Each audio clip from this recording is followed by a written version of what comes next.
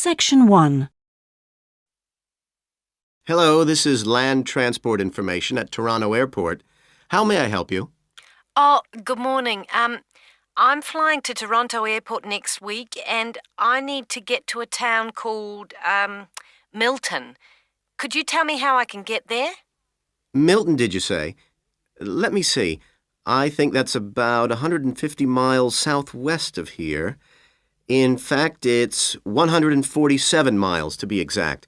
So it'll take you at least, say, 3 to 4 hours by road. Wow, is it as far as that? Yes, I'm afraid so. But you have a number of options to get you there, and you can always rent a car right here at the airport, of course.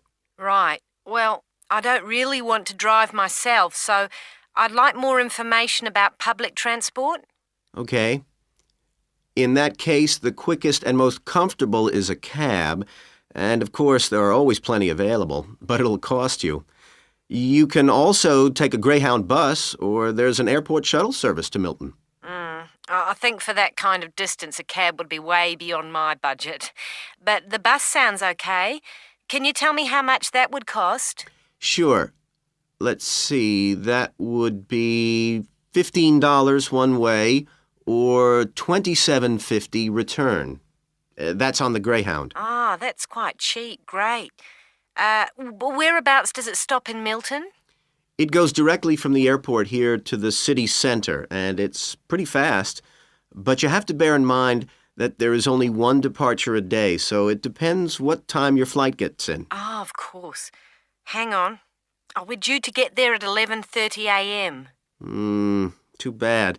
The bus leaves at 3:45, so you would have quite a wait, more than 4 hours. Oh, I see. Well, what about the shuttle you mentioned? Okay, that's the airport shuttle that will take you from the airport right to your hotel or private address. It's a door-to-door service, and it would suit you much better because there's one every 2 hours. So how much does that cost? Let's see. That's $35 one way, $65 return. So I guess it's a bit more expensive than the Greyhound. Oh, that doesn't sound too bad, especially if it'll take me straight to the hotel. But you do need to reserve a seat. Okay. Is it possible to make a booking right now, through you? Sure. Okay, I just have to fill this form out for you. So what date do you want to book this for? The 16th of October. Oh, no. Sorry, that's my departure date. I arrive on the 17th, so book it for them, please. So that's the Toronto Airport shuttle to Milton. And this is for just one person, or? Yeah, just me, please. Right. And you said your expected time of arrival was 11:30? So if I book your shuttle for after 12, let's say 12:30, that should give you plenty of time to, collect your baggage, maybe grab a coffee. Yeah, that sounds fine, as long as we land on time. Well, we'll take your flight details, so you don't need to worry too much about that. Now, what about the fare? What sort of ticket do you want? One way or? Yeah, that'll be fine, provided I can book the return trip once I'm there. No problem. Just allow a couple of days in advance to make sure you get a seat. And what is your name, please? Janet Thompson. Is that Thompson spelled with a P? No, it's Thomson. Okay. And you'll be coming from the UK? What flight will you be traveling on? It's Air Canada flight number AC936 from London Heathrow. Right. Now, do you know where you'll be staying? We need to give the driver an address. Yes, it's called the Vacation Motel, and I think it's near the town centre. Anyway, the address is 24 Kitchener Street. That's Kitchener Street. That's fine. Right, so that's $35 to pay, please. Have you got your credit card number there? Yes, it's a Visa card, and the number is 3303-8450-2045-6837. Okay. Well, that seems to be everything. Have a good trip, and we'll see you in Toronto next week. Yes, bye. Oh, thanks for your help. Section 2. Thank you all for coming to my talk this evening. It's nice to see so many people in the audience. For those of you who don't know very much about PS Camping, let me start by giving you some background information about the company. The company started 25 years ago. It actually opened as a retail chain selling camping equipment, and then, 20 years ago, it bought a small number of campsites in the UK and began offering camping holidays. The company grew rapidly and has been providing holidays in continental Europe for the last 15 years. If you book a camping holiday with us, you'll have a choice of over 300 sites. In Italy, we now have some 64 sites that we either own or have exclusive use of. France is where we have the majority of sites, and we currently have a project to expand into Switzerland. We also have a number of sites in northern Spain, particularly in the mountainous region of Picos de Europa. We've upgraded all these Spanish sites and improved them considerably from their original 3-star rating. We believe our holidays offer superb facilities for the whole family. Parents who want their children to be fully occupied for all or part of the day can take advantage of our children's activities. These are organised by our well-qualified and enthusiastic staff. Each day kicks off with a sports match, perhaps football or volleyball, followed by an hour of drama for everyone. This may include singing or dancing, mime or other activities. In the afternoon, there's a different art activity for each day of the week, including a poster competition or model making. What's more, our sites are truly child-friendly, and with this in mind, we operate a no-noise rule in the evenings. Children's evening activities usually finish at 9:30 or occasionally 10, and from 10:30, holidaymakers are expected to be quiet in the areas where there are tents. We want nothing to go wrong on a PS Camping holiday, but if it does, we also want all our customers to be insured. If you haven't organised an annual insurance policy of your own, you'll need to take out the low-cost cover we offer, and we require that you arrange this when you make your holiday reservation. There are many advantages to choosing PS Camping and to recommending it to others. As a regular customer, you'll be kept informed of special offers, and your friends can benefit from 10% off their holiday, or book a luxury tent for the price of a standard one. In return, we'll send you a thank you present, which you can choose from a list of high-quality items. When it comes to our tents, these are equipped to the highest standard. We really do think of every essential detail, from an oven and cooking rings fuelled by bottled gas to mirrors in the bedroom areas. If you don't want to cook indoors, you can borrow a barbecue if you ask in advance for one to be made available. And there's even a picnic blanket to sit on outside your tent. Inside, a box of games and toys can be found, and children's tents can be hired if required. All tents have a fridge, and if you want to spend the day on the beach, for example, ask for a specially designed PS Camping cool box, which will keep your food and drinks chilled. There are excellent washing facilities at all our sites, with washing machines and clothes lines in the central areas, along with mops and buckets in case your tent needs cleaning during your stay. All sites have a cafe and or a shop for those who'd rather eat in than dine at a local restaurant. Section 3. Well, you've both been looking at different styles of managing individuals in companies and the workplace. How's the research going, Philip? Well, I've been looking at why individualism, individual differences, are such an important area of management studies. When you think about any organisation, be it a family business or a multinational company, they're all fundamentally a group of people working together.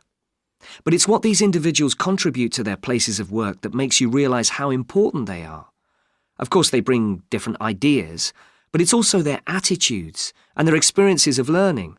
Diversity is important in these areas too. So why do people behave so differently from one another at work? There are lots of reasons, but research has shown that a lot of it comes down to personality. And the other factor is gender. It's a well-known fact that men and women do lots of things in different ways, and the workplace is no different. Did you look at the effects of this variation on companies? Yes, I did. On the positive side, exposure to such diversity helps encourage creativity, which is generally an asset to a company. But unfortunately, individual differences are also the root of conflict between staff, and they can lead to difficulties for management, which can sometimes be serious. Thanks, Philip. So now I guess the two main things to remember here are to identify individual talent and then to utilize it. So, Janice, you were looking at identifying different talents in workers. Do you think this is easy for managers to do? Well, currently, teamwork is in fashion in the workplace. And in my opinion, the importance of the individual is generally neglected. What managers should be targeting is those employees who can take the lead in a situation and are not afraid to accept the idea of responsibility. That's true, Janice, but unfortunately many managers think the entire notion of encouraging individuality amongst their staff is far too hard. Yes, that may be true, but I think one of the most important tasks of managers is to consider the needs of the individual on one hand, and group cooperation and conformity on the other. It requires creative thinking on the part of management to avoid tension. So, Janice, what kind of people do you think companies should be looking for? Well, it has to start from the very beginning, when companies are looking for new employees. When the personnel department is choosing between applicants, they need to look for someone who's broken the mould and can think for themselves. Instead, people making these decisions often use a range of psychological tests to see if a person is a problem solver or will do as they're told. I'm not convinced these qualities are actually the most important. So do you think being a good team player is overrated? No, it's not overrated. You do need to learn the rules and learn them fast. No individual can get around this if you're working in an organisation. So how should managers deal with this? Rewards.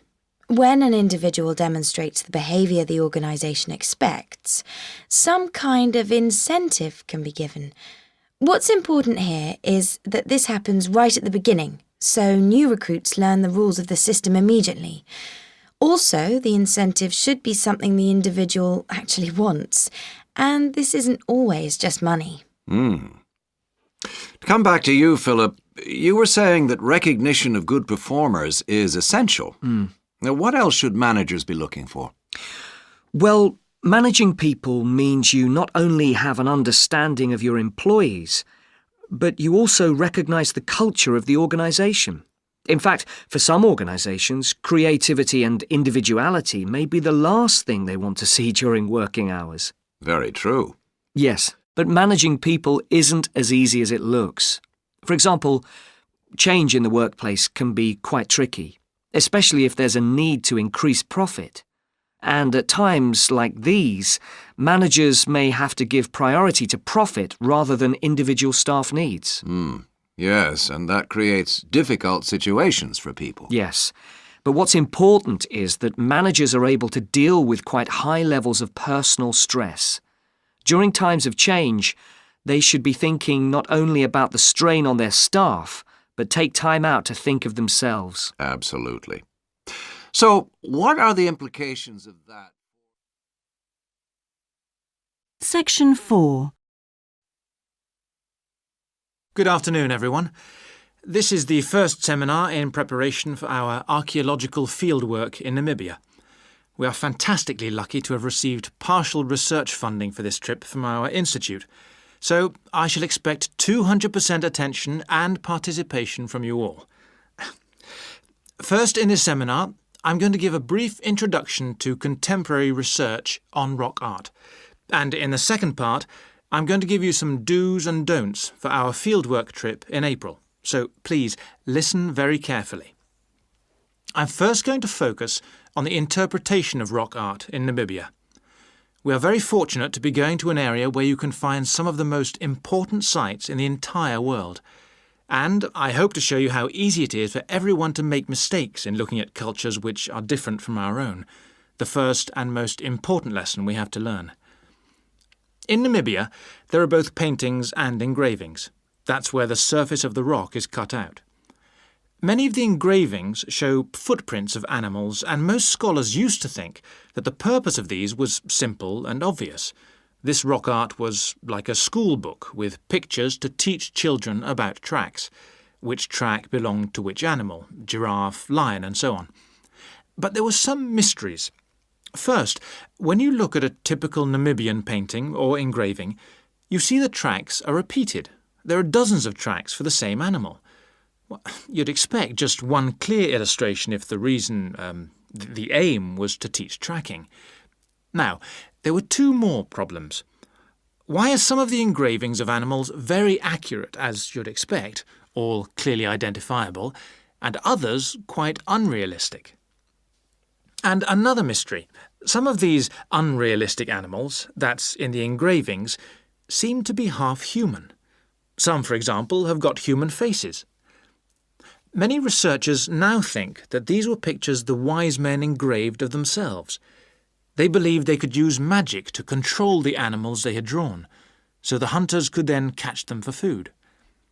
This shows you some of the dangers of coming from one culture to another, as we'll be doing, without understanding it fully. Scholars imagined that children looked at rock art pictures to learn to track, just because they themselves had learnt skills from pictures. Many researchers now believe that rock art had a much more complex purpose, and we'll talk more about it next week.